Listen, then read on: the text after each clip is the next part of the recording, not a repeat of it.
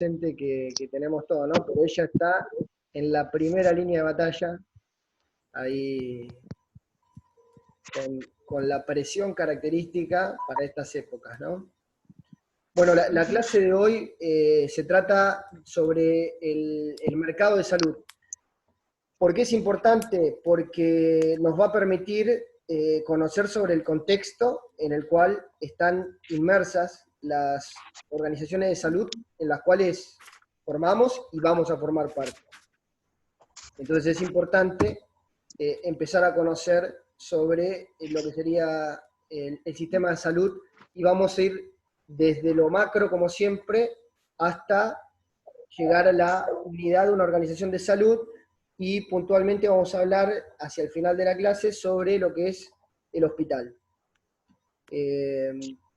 La idea por ahí es que va a ser un poquitito más expositiva, menos participativa que lo que serían las clases habituales, pero con esta posibilidad que se estaba hablando a través del WhatsApp de poder hacer como una segunda clase de consulta de dudas, sobre todo para poder atender al tiempo acotado que tienen las sesiones de Zoom, que son de 40 minutos.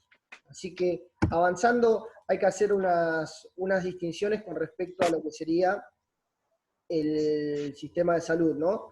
La definición que hace la OMS ya hace unos años es un conjunto de actividades cuyo objetivo principal, y fíjense esto, es promover, restaurar o mantener la salud. Si uno se pone a pensar entre estos verbos que eligen, lo eligen de acuerdo a los distintos niveles que tiene la salud. Promover en lo que sería el nivel de atención primaria, restaurar en el segundo nivel y mantener para todo lo que sería tercer nivel y demás.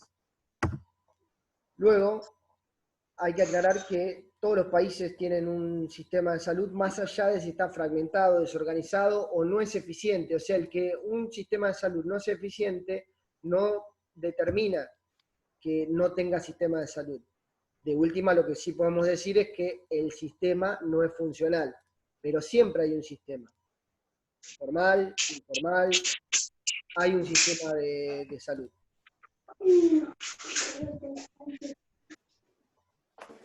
Para entender lo que es un sistema de salud hay que empezar a hablar de la salud, puntualmente. Y fíjense que estableciendo cuestiones o características de la salud, vamos a poder entender el ambiente en el que estamos inmersos, que es de mucha complejidad. Se trata de un capital humano intransferible, o sea, yo no puedo decir, después de 30 años de haberme cuidado, decirle a mi hija, tomá hija, te voy a transferir 30 años de buena salud, ¿sí? Eso hace sumamente difícil, sujeto incluso a los riesgos impredecibles, esta cuestión de poder determinar algunas cuestiones con respecto a lo que se puede decir estar en un estado saludable. No se puede acumular, o sea, por más de que yo diga, che, me cuidé durante 30 años, si luego no continúo con mi cuidado, eso se pierde. Así de simple. Vamos a hacer una diferencia entre tres términos que parecerían ser lo mismo porque todos mencionan la palabra salud, pero no son lo mismo. Diferencias entre políticas de salud. Lo primero es que las políticas de salud, y lo vamos a ver puntualmente cuando veamos modelos de gestión, ahora hacia adelante, que los toca tomar, las políticas de salud se refieren a establecer prioridades, establecer objetivos y el desarrollo de estrategias, que todo esto viene a ayudar la gestión y la administración en toda esta cuestión de la estrategia, y lo vamos a ver cuando veamos planeamiento estratégico, que es la próxima clase. Definir el rol del Estado, esa es otra cuestión, qué cubro, qué no cubro, cómo lo cubro, a quién, cuál va a ser mi población objetivo. Hay que diferenciar de los seguros de salud, que es uno de los posibles mecanismos de financiación, cuando, por ejemplo, en la Argentina, el modelo de financiamiento es a través de tres patas.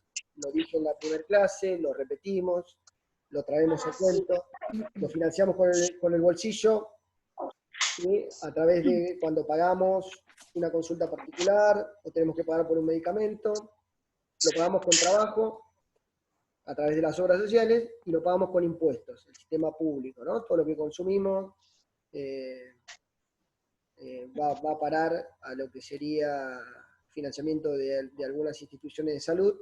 Entonces, en determinados impuestos están grabados y va la redistribución hacia algunas instituciones de salud. Y luego, la cuestión del sistema de salud, que son todas las acciones de la sociedad y el Estado, todas las acciones que desarrollan en salud. Puntualmente, hoy, fíjense que entre políticas de salud y sistema de salud se está trabajando mucho, la sociedad en conjunto. Es importante la participación de la sociedad o no en salud, digo. Tenemos en cuenta el tema de la pandemia, lo que nos está ocurriendo, fíjense que es importante que la sociedad participe de la cuarentena, que acate las normas propuestas en políticas de salud para hacer que el sistema funcione. Entonces, es tan importante la sociedad en su conjunto para poder ser efectivo. Con respecto a roles y actores, acá es importante señalar, y no es casual, esta cuestión de la elección de la palabra, ¿no? Roles. En algunos momentos yo puedo ser paciente y financiador, o puedo ser financiador y prestador, por ejemplo. Entonces, lo importante de esto es interpretar que el prestador es quien da el servicio. Es, por ejemplo, una institución de salud. Puede ser, vamos a poner un ejemplo, una clínica privada, si estamos hablando de internaciones o atención en primer nivel. Puede ser un hospital. Es quien presta el servicio. Si se tratara de, por ejemplo, una consulta odontológica, sería el consultorio odontológico, o el odontólogo sería el prestador.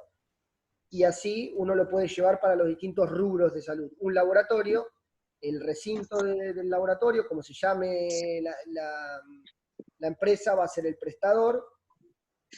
El financiador va a ser quien, como la palabra lo dice, financie esa consulta. Se puede hacer de manera indirecta cuando el que financia no paga directamente, por ejemplo, una obra social, una prepaga, sería financiador. El paciente va haciendo unos depósitos, va haciendo unos pagos mensuales, y es el financiador indirectamente quien paga la consulta o la prestación puntualmente. Y acá, justamente en esta explicación, es donde a veces el paciente puede ser financiador. ¿Cuándo? Cuando el paciente es particular, por ejemplo, porque se está financiando su propia consulta, su propia internación si se tuviera que internar, su propio tratamiento, su propia prestación en sí. Entonces, ¿el paciente puede ser financiador? Sí. ¿El prestador puede ser financiador? Sí, también. ¿Cuándo? Por ejemplo, cuando hay un sanatorio que es de una obra social determinada. Entonces, el que está prestando la asistencia, a su vez la financia. Ese es un ejemplo. Y otro ejemplo, que es el más conocido quizás, es el de un hospital público, que presta y financia a través de los impuestos y un presupuesto, ¿no? Lo importante de esto es interpretar esto, que a veces, o sea, cada uno tiene un rol que puede ir cambiando de lugar de acuerdo a la condición del paciente o la condición o relación entre prestador-financiador.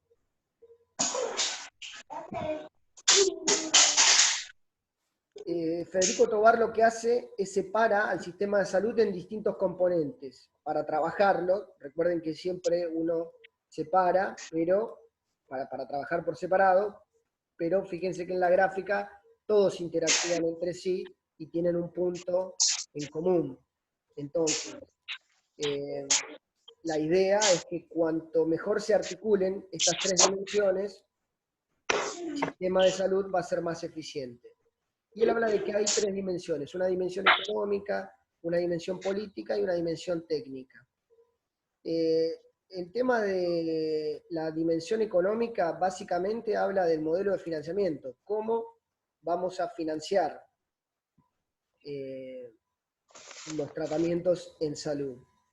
El modelo de gestión representa la dimensión política y va a determinar más que nada hacia dónde, o sea, cuál va a ser mi padrón que voy a cubrir, ¿sí? Si digo, por ejemplo, por el principio de universalidad, todo habitante del suelo argentino, sea o no ciudadano, ya ahí estoy definiendo un padrón determinado. Y después decido cómo lo cubro, ¿no? Empiezo a resolver otras preguntas. Van a ver en las siguientes presentaciones que los modelos responden a determinada pregunta, ¿no? O sea, ¿qué pregunta me hago para estar en determinado modelo o no? El modelo de atención es la dimensión técnica y es cómo voy a atender ese padrón que definí, que voy a brindarle asistencia, ¿sí? Entonces, yendo más en detalle, fíjense que responde a cuáles son mis prioridades, ¿no? El modelo de gestión.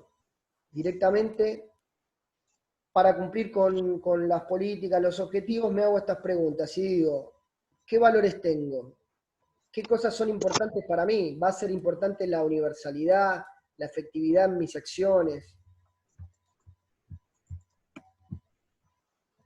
Luego, voy a resolver por objetivos. Digo, ok, ¿qué y cuánto vamos a hacer? ¿Recuerdan cuando veíamos cuestiones de administración que siempre hay un objetivo? La palabra objetivo está implícita en toda cuestión de administración o de gestión.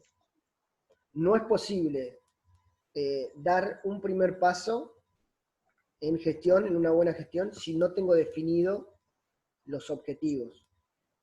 Y fíjense que acá lo marca claramente, o sea, sin objetivos no hay política alguna. O sea, yo defino mi objetivo y luego hago acciones consecuentes para cumplirlo. Después están las funciones, qué debe y qué no debe hacer el Estado, ante qué situaciones me cubro y ante qué situaciones decido no cubrir y que lo realice otro sector. El modelo de financiación, que tenía que ver con la dimensión económica, fíjense que las preguntas ya tienen más que ver con esta cuestión de cuánto debe gastarse, de dónde van a provenir esos recursos para gastar.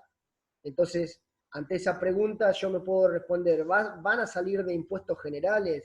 ¿Van a salir de los aportes y contribuciones, o sea, aportes patronales y contribuciones del trabajador? ¿Va a ser de gasto de bolsillo y va a ser un sistema sumamente asistencialista?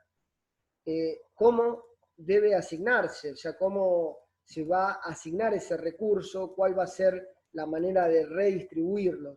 Toda esa cuestión hacen al modelo de gestión. Y luego viene el modelo de atención, que era la dimensión técnica, ¿no? Que es cómo voy a prestar, qué es lo que voy a cubrir. Sería todo lo que tiene que ver con el funcionamiento y los modos de resolver los problemas de salud. ¿Qué cubrir? Por ejemplo, puedo decir, le vamos a cubrir la prótesis de cadera a un paciente mayor de 80, si se lo preguntara el Estado, ¿no? O si estuviéramos hablando del PAMI, que es la obra social de jubilados y pensionados, ¿no? Entonces, esas preguntas uno las hace para determinar un objetivo y a partir de ahí empezar a armar todo este entramado de esta mezcla óptima de los componentes, digamos, ¿no? Entonces, cuando uno define qué cubrir, dice, ok, ¿qué prestaciones van a estar incluidas y cuáles excluidas? ¿Qué es lo que me va a obtener, qué es lo que me va a brindar mejores resultados? ¿Realizo un plan de vacunación? ¿No realizo un plan de vacunación? ¿Trabajo más en promoción y prevención para evitar tener un segundo nivel de internación súper atestado? Hoy las tareas que se están realizando para lo que es atender a lo que sería el COVID-19, tiene mucho que ver con responder estas preguntas para lo que sería un modelo de atención, ¿no? O sea, esta cuestión de cómo vamos a tratar la enfermedad para obtener mejores resultados. Entonces, a partir de ahí, dicen, si centralizo yo los test, diseño formularios, cómo lo voy a prestar, ¿sí? Todas estas cuestiones y estas preguntas se resuelven en este componente, ¿no? Luego vamos a tener valores y principios rectores, un poco cuando uno iba a definir en el modelo de gestión cuáles eran mis valores. Si vos pones que el principio vas a tener en cuenta el principio de universalidad, bueno, te va a definir, ¿sí?, determinados valores. Por ejemplo, si vos definís que te vas a ocupar de la ciudadanía y la salud como un derecho, tenés que tener en cuenta esto, y en base a estos valores rectores vas a hacer acciones consecuentes, que te van a llevar a cumplir el objetivo de una manera determinada. Los valores son la forma en la cual el Estado, en este caso, o cualquier creador de un sistema, va a alcanzar sus objetivos. Principio de solidaridad, contribución según posibilidades y el uso según necesidad. Ahora en la siguiente vamos a ver la diferencia entre equidad e igualdad, que no es lo mismo, parece lo mismo, pareciera que fueran sinónimos, pero no es lo mismo. Recuerden esto, contribución según las posibilidades y el uso según la necesidad. Ese es un principio de solidaridad básico, básico y fundamental, que tienen las obras sociales, por ejemplo. En las obras sociales todos ponemos el 3% de nuestro sueldo, independientemente de si usemos o no usemos la obra social. Y después el uso es de acuerdo a las necesidades. Entonces, yo voy a aportar el 3% de acuerdo a lo que cobre. Puedo cobrar mucho, puedo cobrar poco, ¿sí? Es lo posible. Y luego el uso de acuerdo a lo que necesito.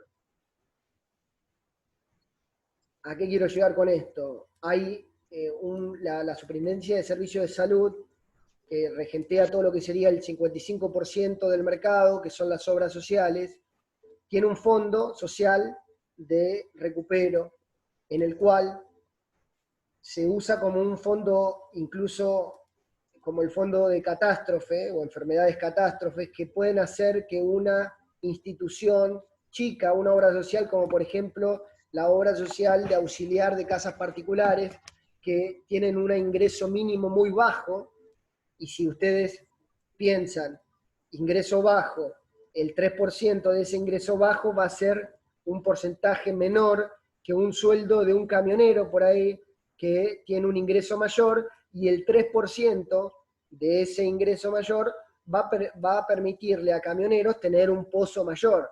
Entonces se inventó este Fondo Social de Recupero, que lo maneja la Superintendencia de Servicios de Salud, para hacer frente a estas diferencias. Hoy, por ejemplo, con la pandemia, la Superintendencia de Salud ya tomó varias cartas en el asunto e hizo resoluciones con respecto a el recupero y financiamiento de lo que serían los pacientes con COVID. O sea, agarra de ese fondo las obras sociales con algunos requisitos que tienen que presentar. Por ejemplo, cada prestador tiene que denunciar al ministerio que tiene un caso sospechoso. Si ese paciente, por ejemplo, tiene IOMA o tiene otra obra social, ¿sí?, tiene la obra social de gastronómicos, va a presentar la obra social de gastronómicos un formulario cumpliendo con una serie de requisitos, y la Superintendencia de Salud le va a devolver, a reintegrar el gasto que tuvo con ese prestador, entre 10.000 pesos si es un caso sospechoso y 23 si es el caso de confirmación en área cerrada con asistencia respiratoria mecánica, por ejemplo. Crearon 3 módulos. Crearon un módulo de aislamiento y diagnóstico, que es internación en clínica aislado, un caso de área cerrada sin requerimiento de asistencia respiratoria y un caso con asistencia respiratoria mecánica. Entonces hicieron esos 3 módulos que van entre 10.000, 17 y 23, y eso es por día. Si yo tuve internado un paciente con sospecha, por ejemplo, por 7 días, le devuelvo a la obra social 70.000 pesos si la obra social me presentó todos los datos correspondientes. Ese es el principio de solidaridad llevado a lo práctico hoy con el mejor ejemplo que podemos tener, que es la realidad misma. Espero que les haya servido, así como traer un ejemplo fresco. Bueno, luego también podemos tener como valor la calidad. Recuerden que, y lo vamos a ver cuando veamos calidad e indicadores, que el principio de la calidad siempre tiene que ver con lo adecuado, ¿no? El criterio de lo adecuado. Y siempre va a tener que tener en cuenta este tema de mejorar el estado de salud y tenerlo documentado. Pero despreocúpense que este tema lo vamos a tocar más en detalle, toda una clase de indicadores, calidad y auditoría, lo tocamos. Luego viene el tema de los propósitos que tengamos, o sea, o que tiene el sistema de salud. Fíjense, si tenemos como propósito la universalidad, toda la población debe tener acceso al sistema de salud, más allá de recursos económicos y lugar donde vive. Después podemos hablar de la accesibilidad, que eso es otra cuestión, ¿no? Porque a veces, recuerden que en Argentina, durante mucho tiempo, estuvo el paradigma del hospital radar. O sea, yo me doy cuenta de los problemas de salud que tiene mi población, siempre y cuando esa población se acerque al hospital. Si no se acerca al hospital, yo no me entero. Bueno, hoy eso se trata de resolver, vamos a ver a través de determinados problemas que tiene el sistema de salud argentino, como la fragmentación, esta cuestión de que el ministerio no está centralizado, sino que le da la potestad a través de cada provincia de tener su propio ministerio y demás. Esta cuestión federal hace que se fragmente, pero puntualmente yendo a lo que es la accesibilidad, han querido mejorarlo con respecto a las CAPS para poder expandir la red sanitaria. Aún así, algunos lugares todavía tienen problemas. Y después está esta cuestión que hemos hablado, por ejemplo, cuando habrán visto la clase de estructura, que hablábamos de la localización o geolocalización de un lugar. Si yo de pronto pongo, no sé, una institución de salud que pueda atender tercer nivel para discapacitados y rehabilitación, y lo pongo en el medio de una montaña, la verdad que es inaccesible, o lo pongo en un lugar alejado de la población, donde es difícil tener acceso o no hay un medio de transporte que nos lleve de manera asidua, eso hace a un problema de accesibilidad. Entonces, por un lado puedo estar definiendo un muy buen concepto con la universalidad, pero por el otro lado estoy generando trabas de accesibilidad y finalmente tengo un derecho, pero no puedo acceder a él. Entonces, luego viene el tema del principio de equidad, que les hice una mano y les dije que en la próxima filmina venía y no viene, pero bueno, el principio de equidad ya lo vamos a ver con un grafiquito que se lo robé a Facebook, queda muy bien explicado. A cada uno lo que necesita y esta cuestión de necesidad versus demanda, ¿no? Y como propósito del sistema, por ejemplo, la satisfacción. Acá aparece el famoso cuadrito que les decía. Fíjense, hacia la izquierda, ¿sí? El primer dibujo expresa lo que es la igualdad, a cada quien, ¿sí? Lo mismo. Pero en ese gráfico hay uno que se queda fuera, que no puede ver el partido, no puede disfrutar del beneficio. Luego, si usamos el principio de equidad, a cada quien lo que necesita de acuerdo a su condición, fíjense que los tres pueden disfrutar de el servicio.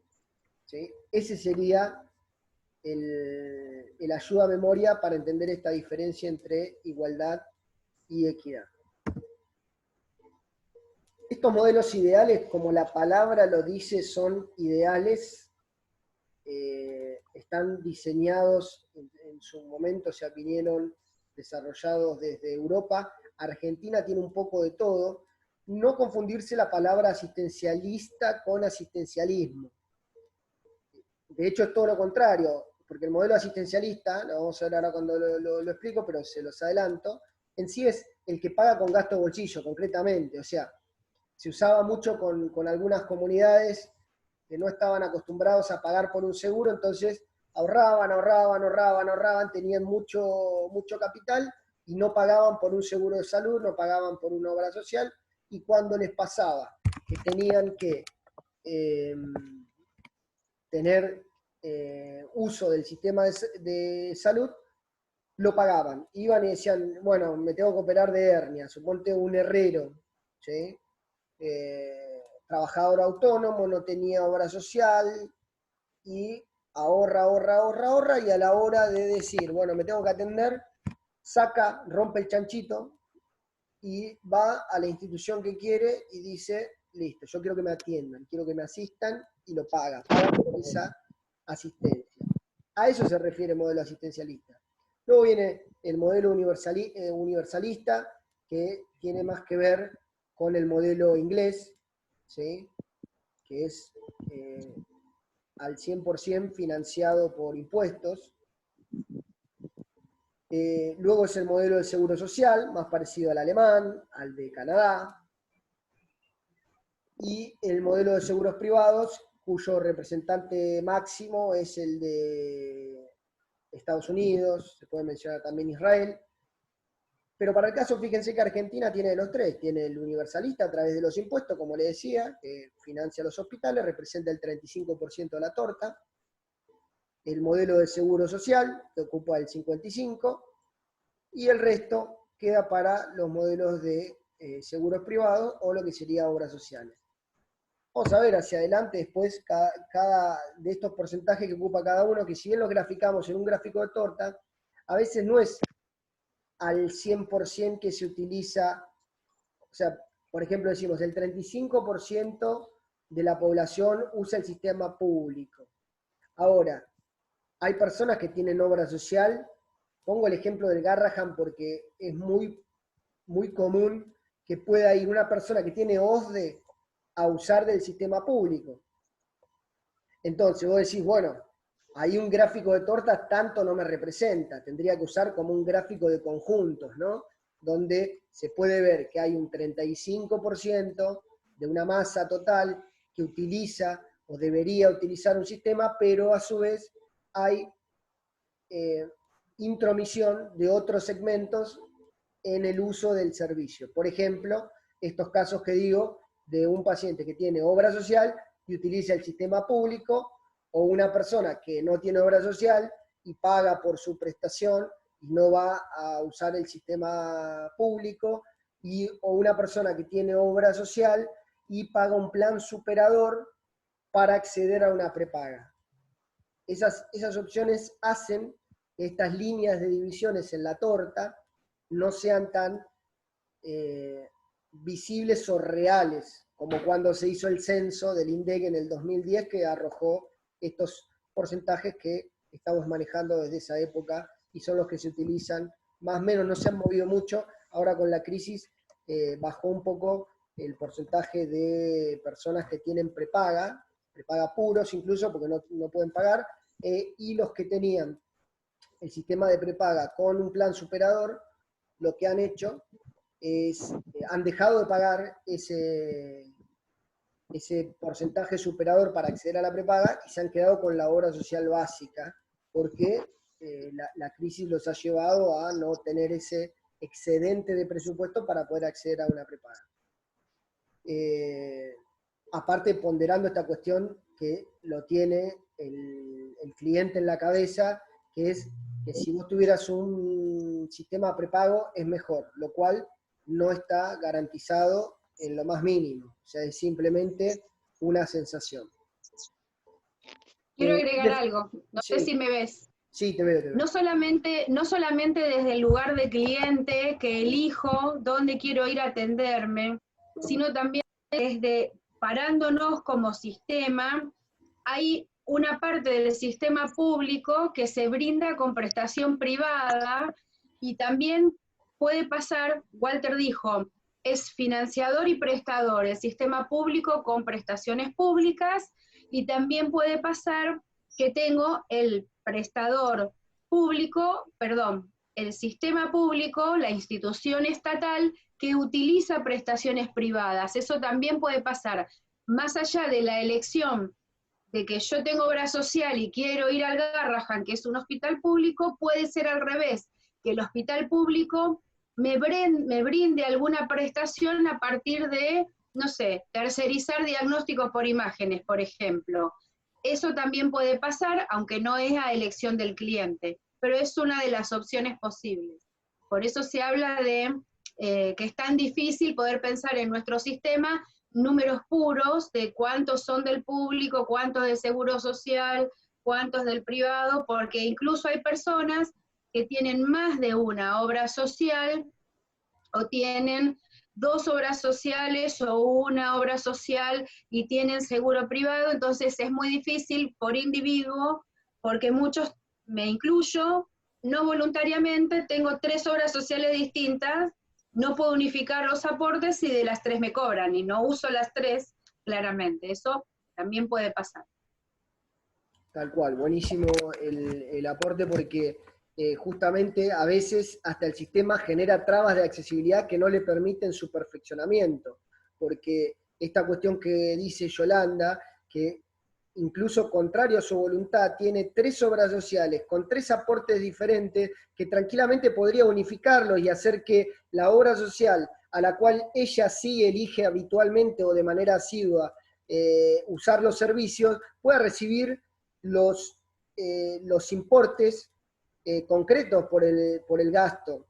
Entonces, por ahí van tus gastos a IOMA, tus gastos a DASMI y tus gastos a, no sé, otra obra Personal. social que esté desregulada y o sea, el sistema no te permite actualmente, ¿sí?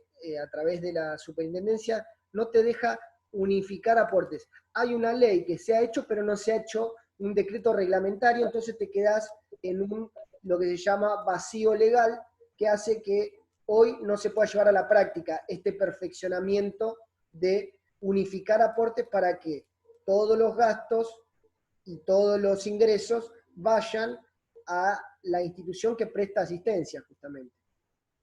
Entonces, avanzando, hacemos un cuadro comparativo entre los tres, definiendo y diferenciando entre esta cuestión de el modelo, quién lo gestiona y quién lo financia. Fíjense, el modelo universalista lo gestiona el Estado, como dijimos, a través de impuestos generales, lo financia, ¿no?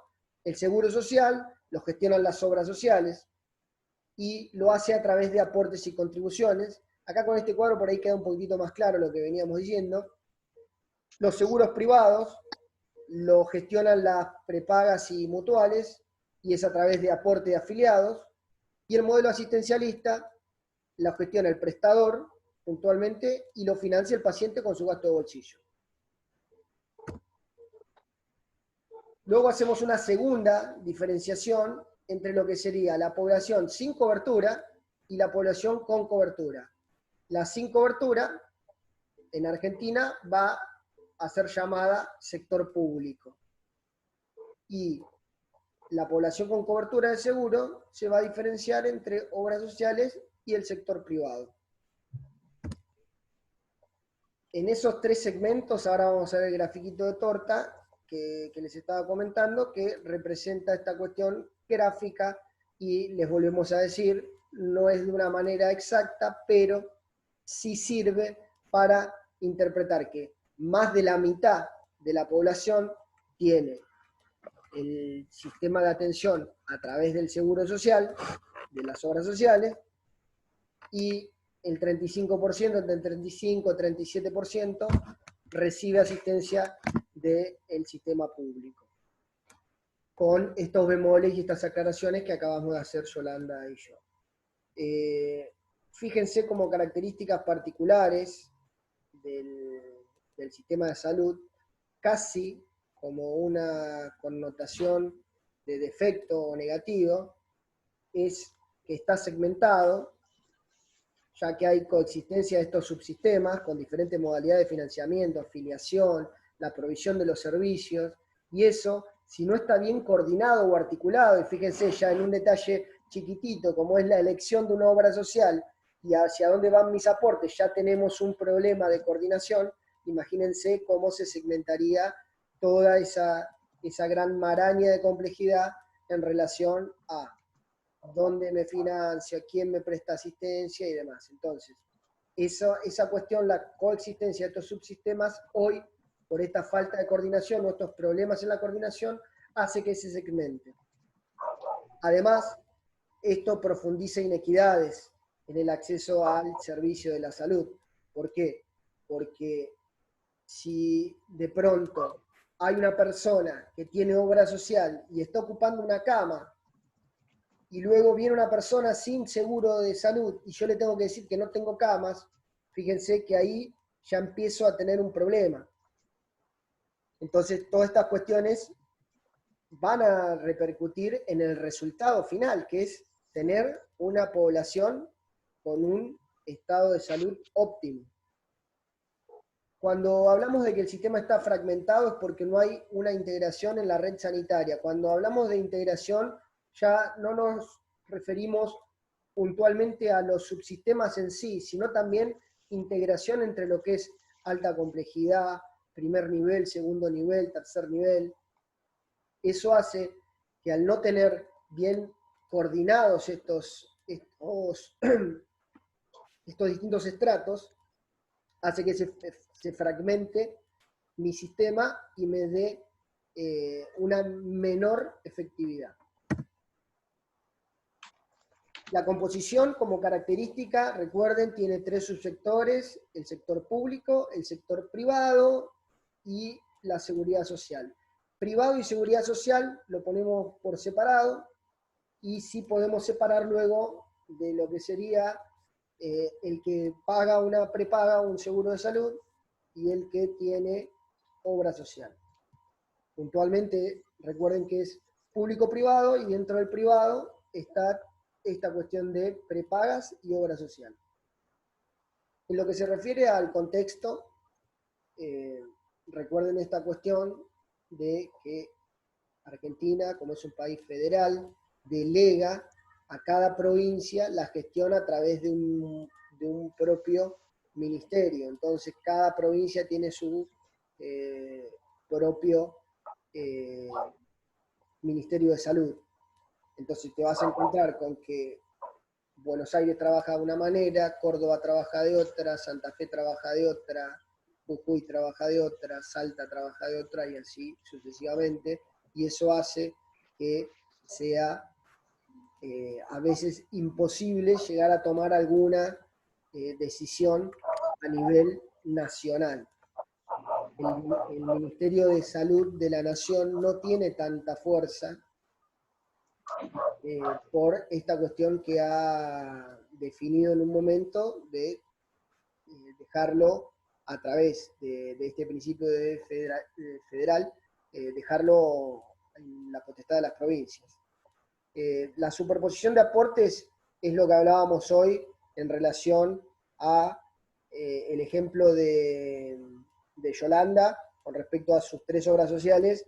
Es un buen ejemplo. Hay una superposición de aportes dentro de los cuales por ahí la obra social de, voy a poner un ejemplo, IOMA, es la que le está brindando asistencia a Yolanda, porque a Yolanda le encanta ir a las instituciones que tiene IOMA, y por ahí hay otras, están las otras 2 obras sociales a las cuales hace aporte, y no están gastando nada en Yolanda, y están recibiendo ese dinero. Entonces eso hace ineficiente al sistema.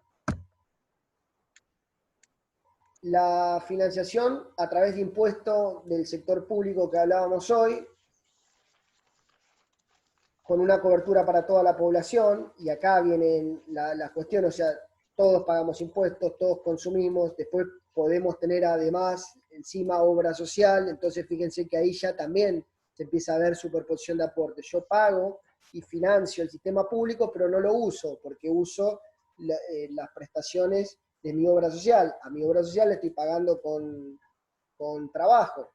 Y a su vez, la obra social me cubre, por ejemplo, un porcentaje de medicamento y un porcentaje no, entonces gasto de bolsillo. Fíjense cómo viene nuevamente la superposición de aportes. Pero bueno, dentro de lo que es el sector público, como detalle, gestión estatal, que puede ser nacional, provincial y municipal.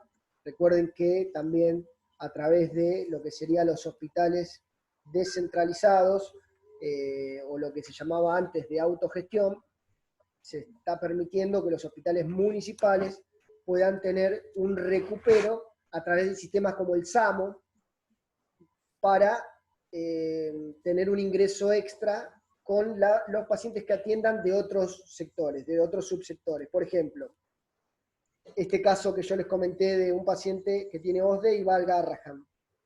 El Garrahan le puede preguntar, mirá, ¿tenés obra social? Y que le diga, sí, mirá, tengo obra social y además tengo OSDE, ok.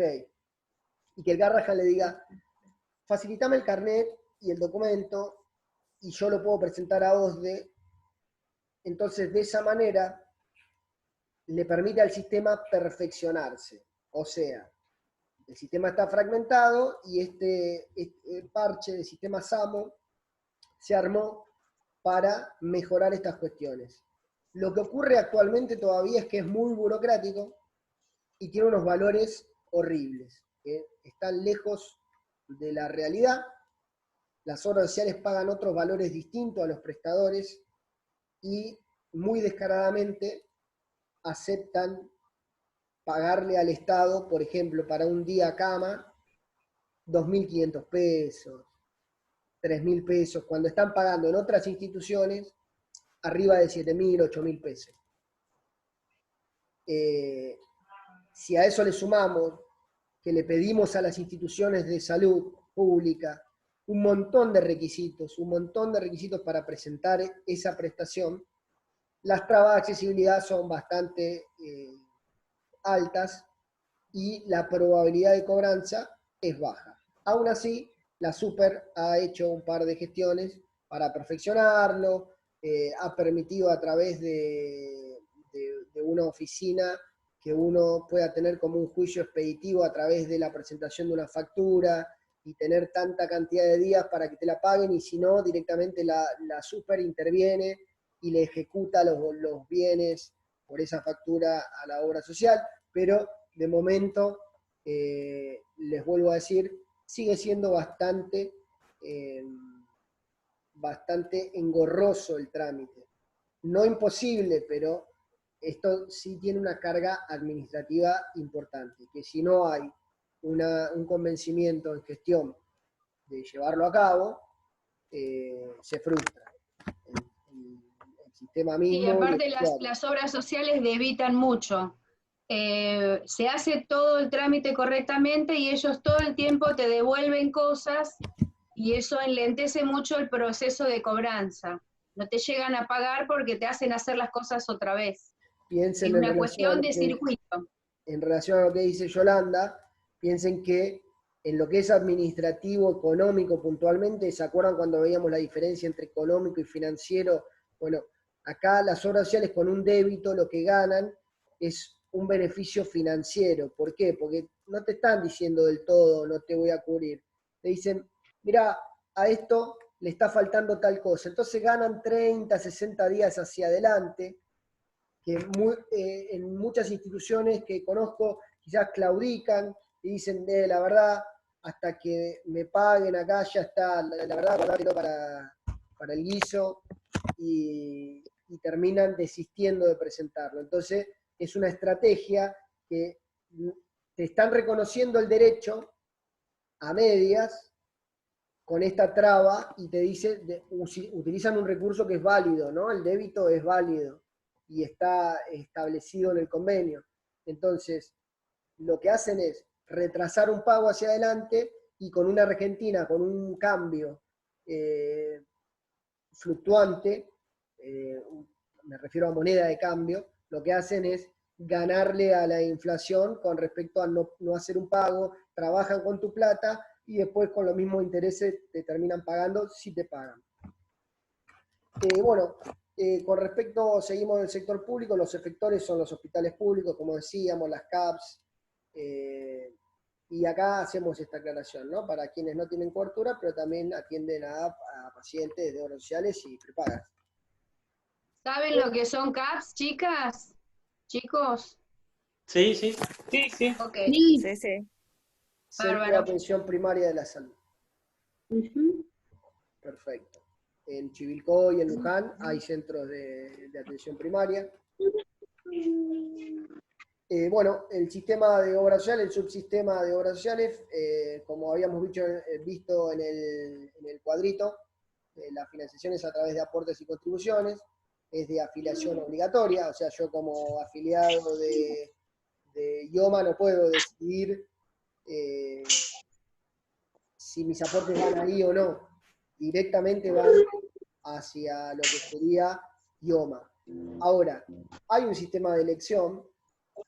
Por ejemplo, yo fuera de la Universidad de Gastronómico puedo decir, che, mira, no quiero tener gastronómico, quiero tener petroleros, ¿no? Ahora, lo que dice en relación a afiliación obligatoria se refiere a que sí o sí, si vos estás trabajando, tenés que aportar a una obra social, no importa cuál, pero tenés que aportar a una obra social. Por eso, el principio de obligatoriedad. O sea, yo no puedo evitar decir, che, mira, no me descuentes el 3% y a mi empleador decirle, no deposites el 6% de mi sueldo, porque yo no quiero tener obra social. Es una afiliación obligatoria inherente al trabajador. O sea, trabajo, entonces estoy obligado a aportar. Gestión por las obras sociales, hay nacionales, provinciales, está PAMI, que hoy lo mencionamos, están las actividades, las obras sociales gremiales, y por ejemplo el personal de dirección, que, aunque les parezca mentira, y esto fue una avivada de mucho tiempo, OSDE es una obra social y a su vez es una prepaga. Entonces operaba con esos dos canales, ¿no? Cuando me convenía soy obra social, recibo lo mismo del fondo de recupero, y cuando me conviene soy prepaga. Esto hizo que hace 4 años atrás la Corte Suprema falló en contra de OSDE y le terminó pagando 8.000 millones de pesos al fisco, que era lo que estaba recibiendo en contra. Esta denuncia claramente la presentó la competencia, Swiss Medical, que puso el grito en el cielo porque OSDE está teniendo un beneficio por encima de lo que tenían ellos, ¿no? Con respecto a los efectores, lo hace a través de entidades propias. Habrán escuchado por ahí en Chivilcoy, creo que hay un centro que es de ASIMRA, que es propio de un gremio, entonces, o de la obra social. Lo hace a través de entidades propias, o por ahí cuando tenés el consultorio externo de UTA, que es de la Unión del Transporte Argentino, o algún otro gremio que tenga su propio centro asistencial, y también lo hacen a través de efectores públicos y privados. Lo hacen a través de efectores públicos cuando tienen contratos, por ejemplo, PAMI tiene contratos muchas veces con algunas instituciones públicas. Por ejemplo, puede tener un contrato capitado con el Hospital de Luján para determinadas prestaciones o atender a través de orden de prestación. Entonces, fíjense que lo pueden hacer a través de efectores públicos o privados. Privados pueden contratar, por ejemplo, a la Clínica Güemes para que le dé asistencia, cualquier obra social, ¿no?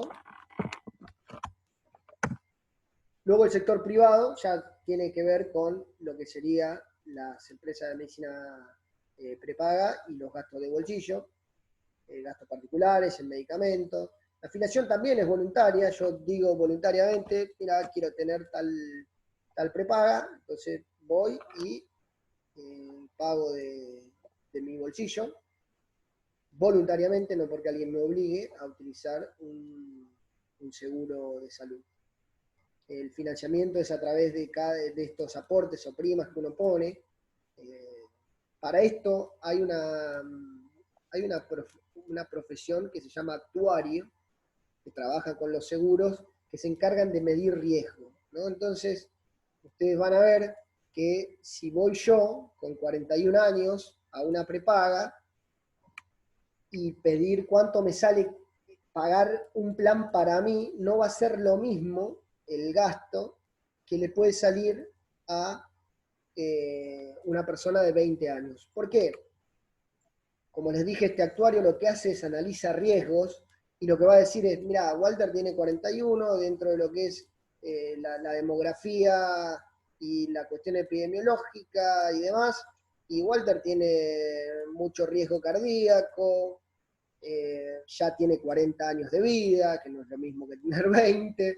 Entonces, a partir de ahí, con las comorbilidades, que serían las posibles enfermedades que yo vaya teniendo o complicaciones de la enfermedad que vaya teniendo con el transcurso de mi vida, hace que mi plan salga 5.000 pesos y el plan para una persona de 20 por ahí sale 2.000 pesos.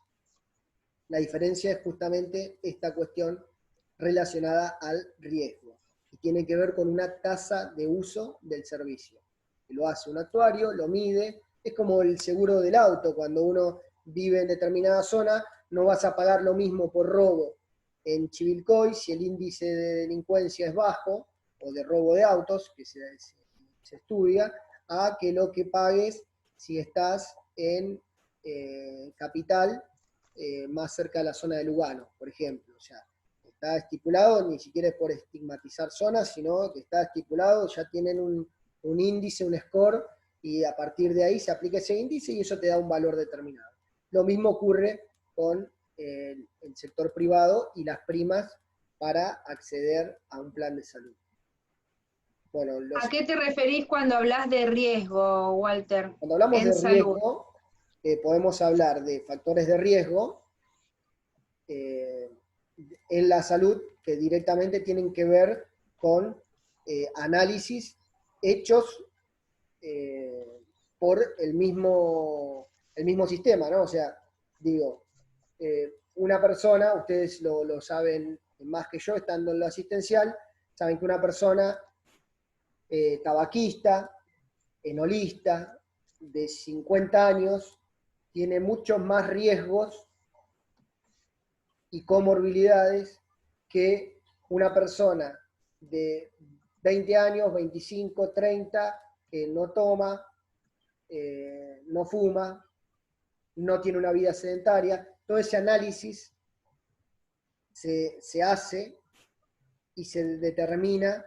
finalmente cuánto es lo que vas a pagar. El análisis de riesgo tiene que ver por la tasa de uso que puedas tener. A ver, está establecido, según informes de la Organización Mundial de la Salud, cuáles son los factores de riesgo cardíaco, por ejemplo, o propensos a un infarto, y eso determina seriamente el gasto que yo voy a pagar por mi prima de seguro de salud si soy una persona que va a buscar un seguro privado.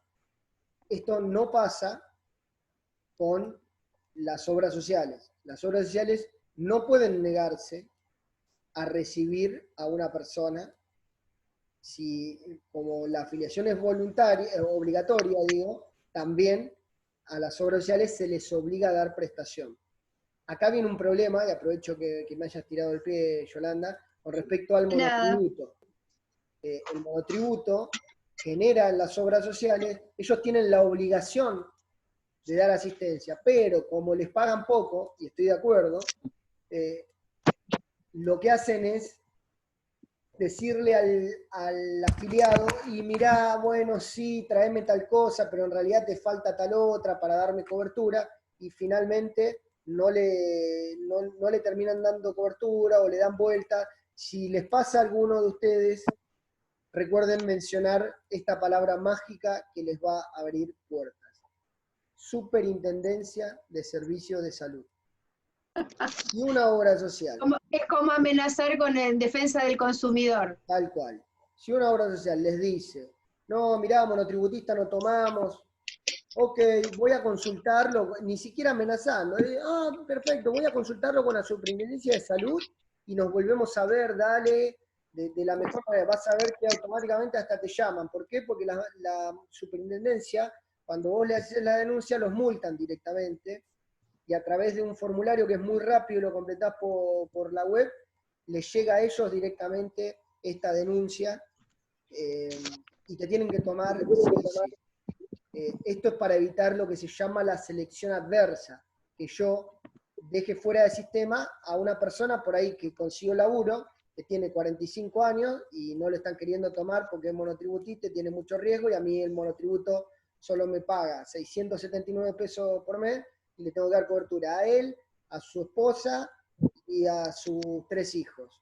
Entonces imagínense, por 679 pesos le tengo que dar cobertura a un grupo familiar de 5.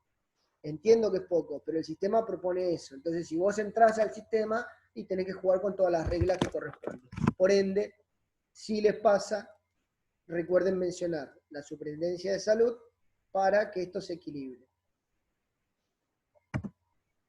Acá está el famoso gráfico de torta, que fíjense que tiene los años, no sé qué van a hacer este año con el censo, que es en octubre, ahora Sí. con respecto a la pandemia, no sé cómo va a ir evolucionando, ni si lo están pensando, pero bueno, este año era el año del censo, que íbamos a tener un refresco de esto.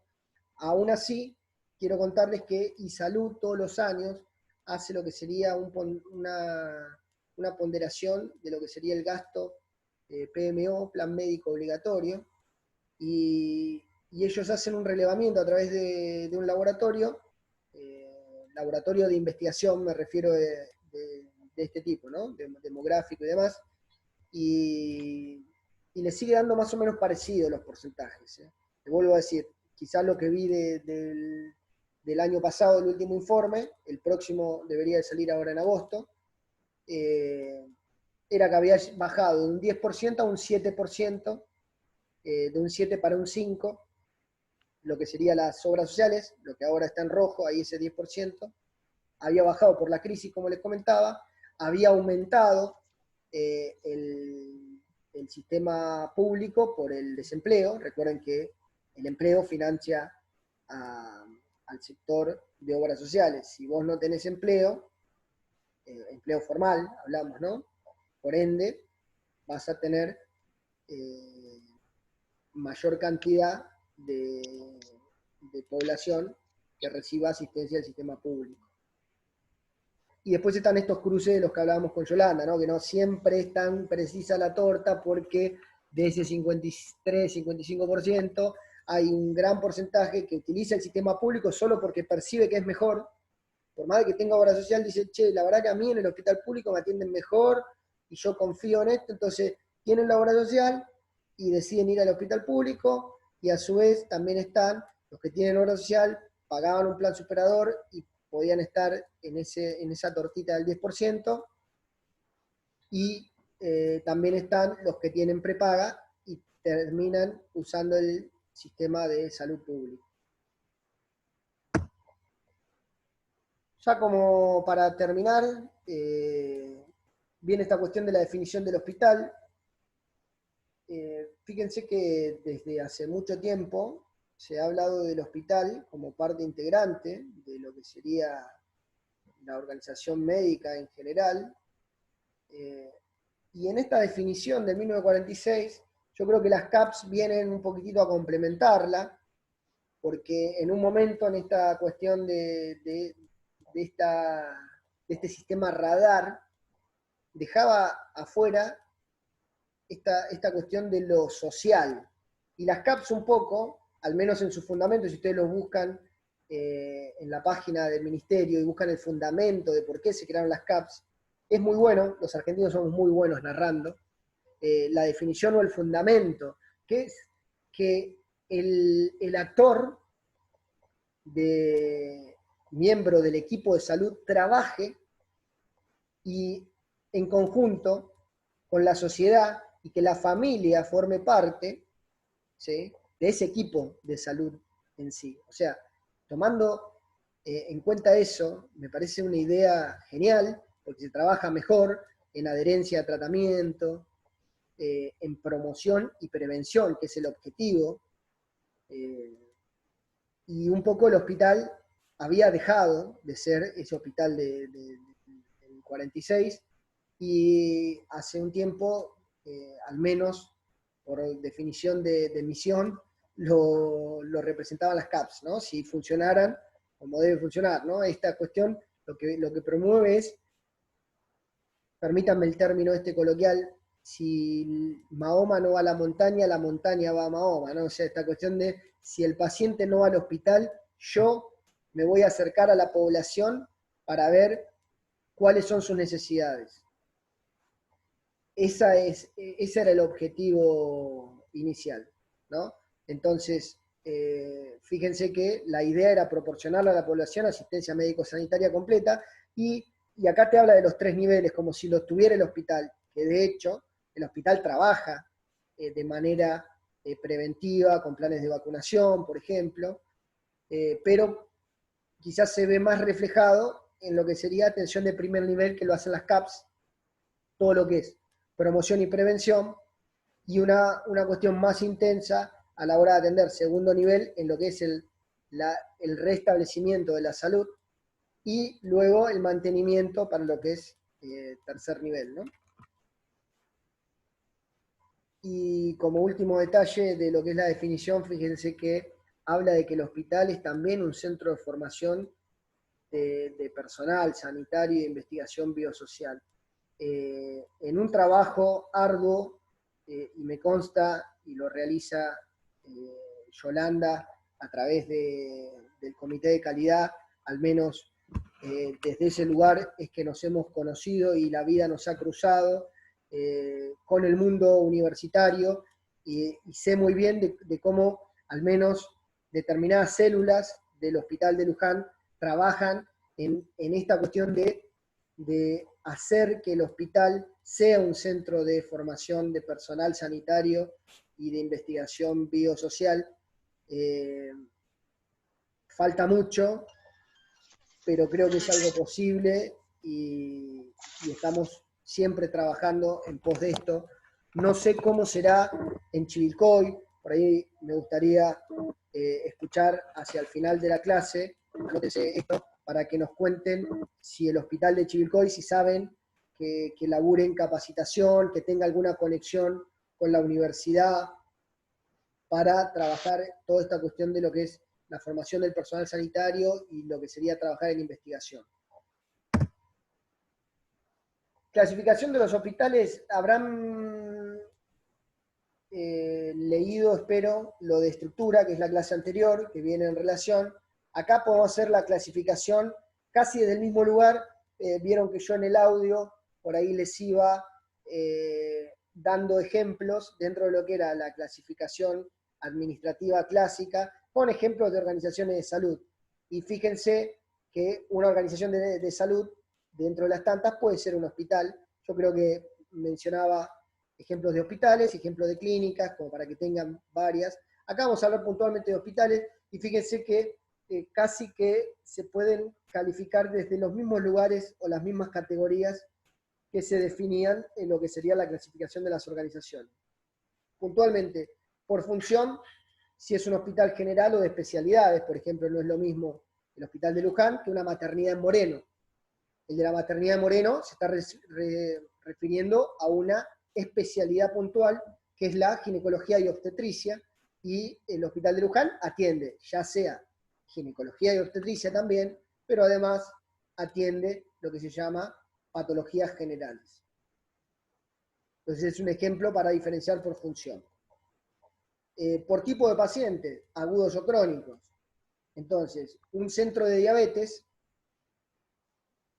es una institución de tipo de paciente crónico, y el hospital puede atender a pacientes agudos. Esta cuestión que hablamos siempre del segundo nivel, ¿no? Que viene con una patología, pasa por la guardia, se decide su tratamiento y posterior alta.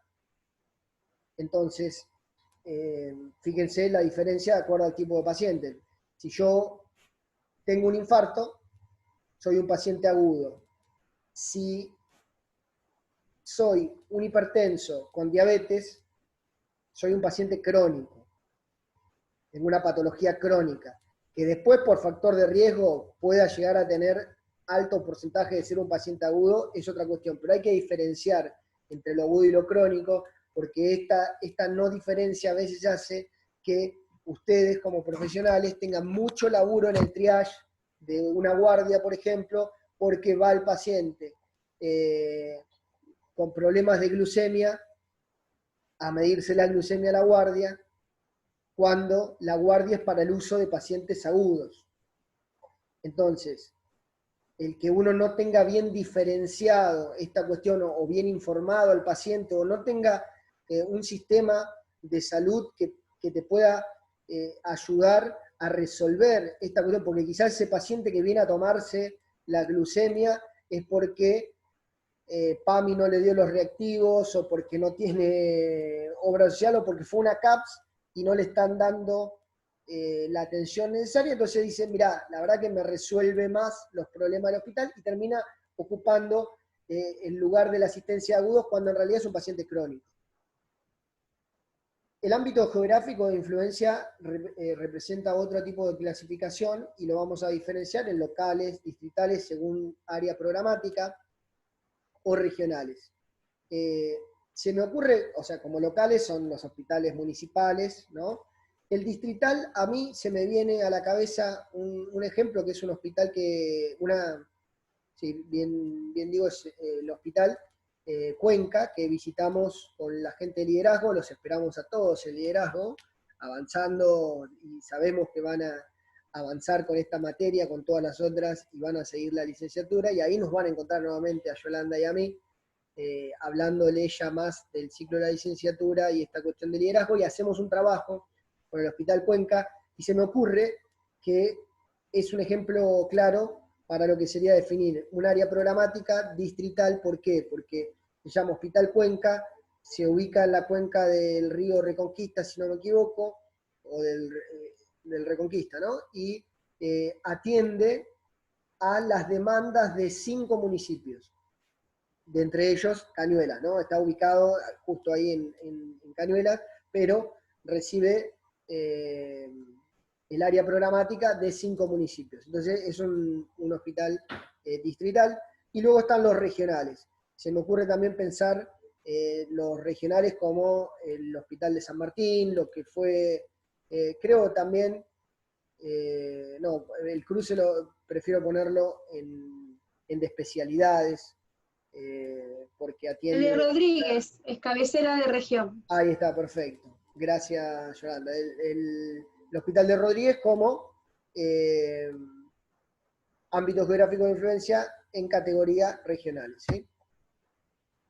Luego lo podemos diferenciar, acá está, por nivel asistencial, acá sí por ahí pondría al hospital El Cruce, por nivel de complejidad, entonces como atiende a trasplantes y neurocirugía, neurointensivismo, cirugías cardiovasculares, lo podemos tomar como un hospital por nivel de atención de complejidad, que ahí sí, y no quiero confundirlos, pero recuerden esto, en salud hay una cuestión de niveles que se usa para varias cosas. Se usa para habilitación de sanatorios, a veces se utiliza para niveles de complejidad, entonces se habla de nivel 1, nivel 2 y nivel 3, y después está esta cuestión de el nivel asistencial, que tiene que ver con el primer nivel CAPS que hablábamos hoy, el segundo nivel y el tercer nivel alta complejidad. Pero ustedes tengan en cuenta esto, para no marearlos.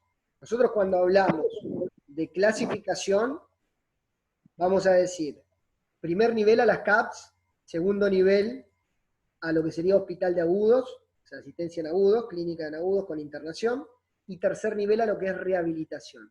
Ahora, en instituciones según complejidad, alta complejidad estaría en un tercer nivel, ¿sí?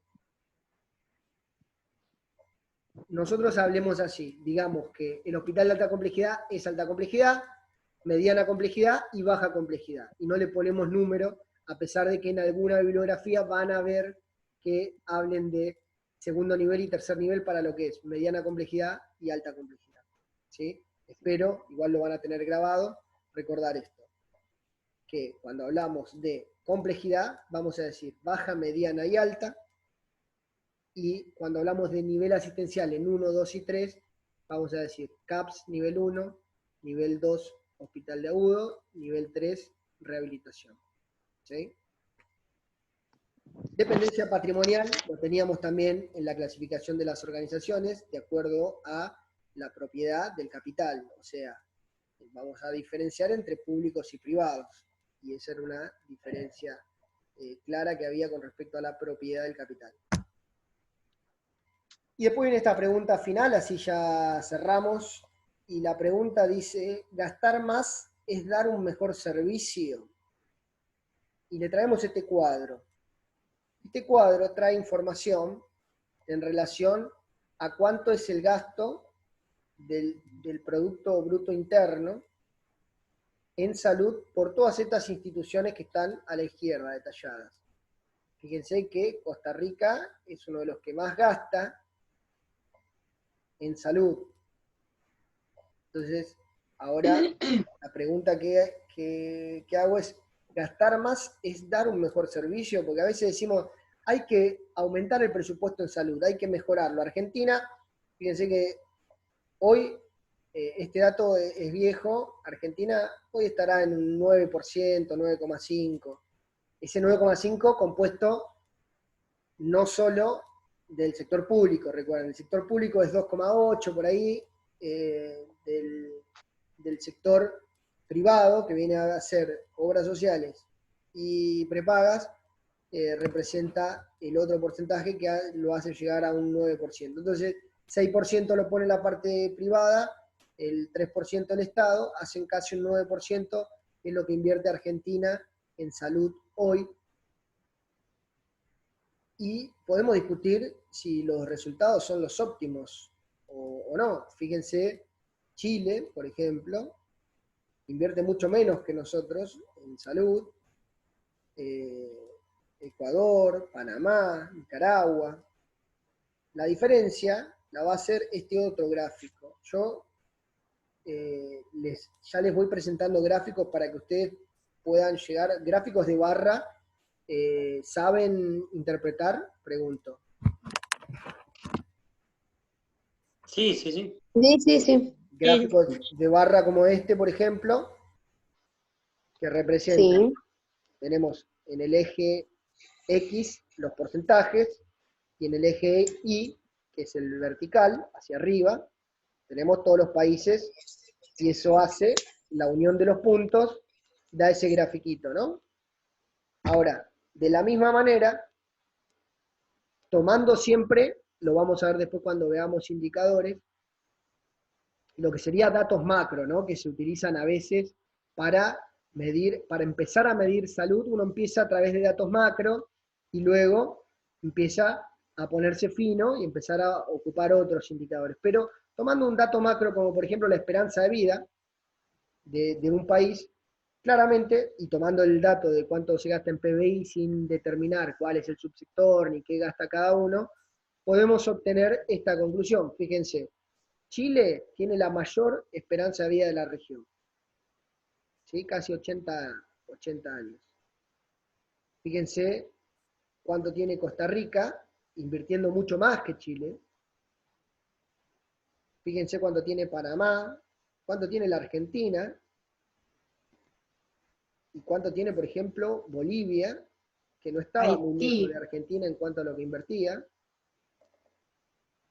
Venezuela, por ejemplo, Paraguay.